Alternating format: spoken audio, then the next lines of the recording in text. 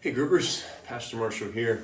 We're done with Colossians, which means that we're about to start Exodus. I hope you're excited about that. But first, we're going to finish up our study in Colossians. We're in the 4th chapter. Lots of this chapter are about Paul saying thank you and recommending some things. But we want to focus on verses 2 through 6 and kind of the end of his teaching material. Let's start with this conversation. What's the longest you've been able to keep a secret? Not a bad thing, but a good thing. And maybe it's like a surprise. I remember when Claudia and I were having our 25th wedding anniversary a few years ago, I saved for over a year, planned for over a year, had a lot of people involved in that, but it was a secret. It was very difficult not to tell her, and I was so excited about the day that I got to tell her. How difficult was it for you not to tell?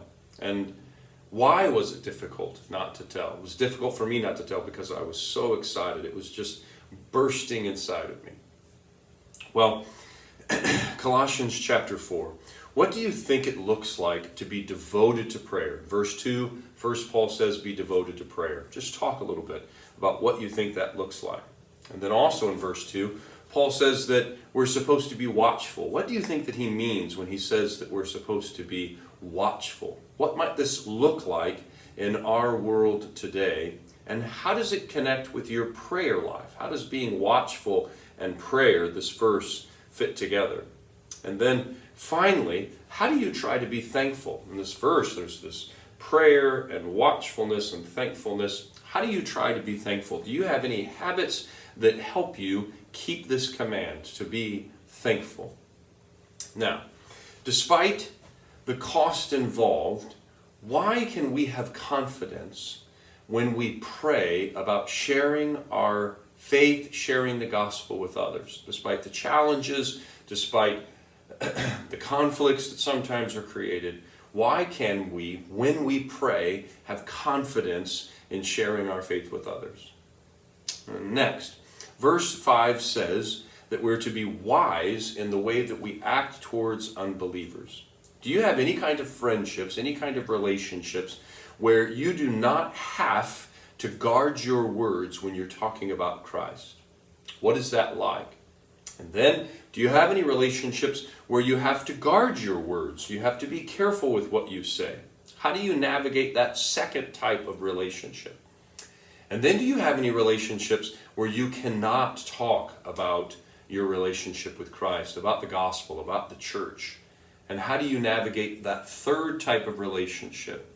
What's the first type? Get to be an open book. Second type, maybe not completely open.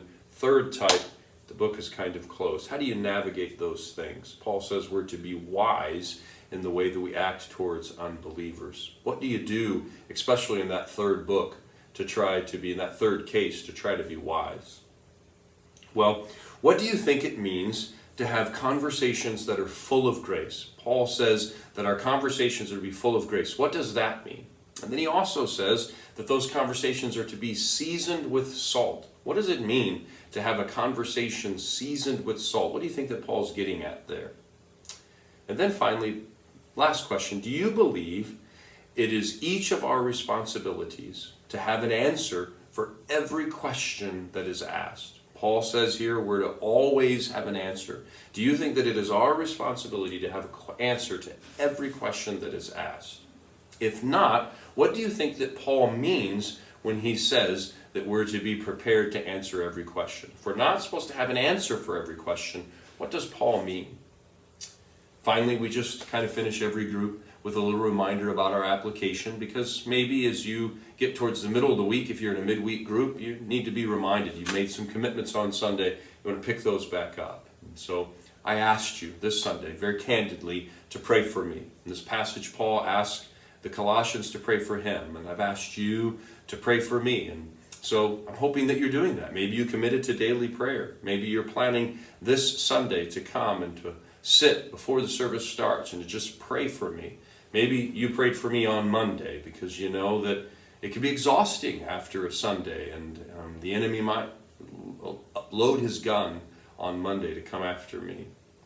And then I also challenged you in the application to be praying about opportunities to answer questions. It seems that that's what Paul wants us to be ready for. He wants us, when we're being wise with the world, he wants us to be ready when they have questions that are theological in nature, when they have issues that are spiritual in nature, that we're ready to be there to answer their questions, to help them navigate those seasons of life. And so we pray, God, open the door. Open the mouths of folks around me with questions that I can answer. Well, I hope that you have a great study in Colossians, and I will see you this next week as we learn about Moses and the Exodus. God bless.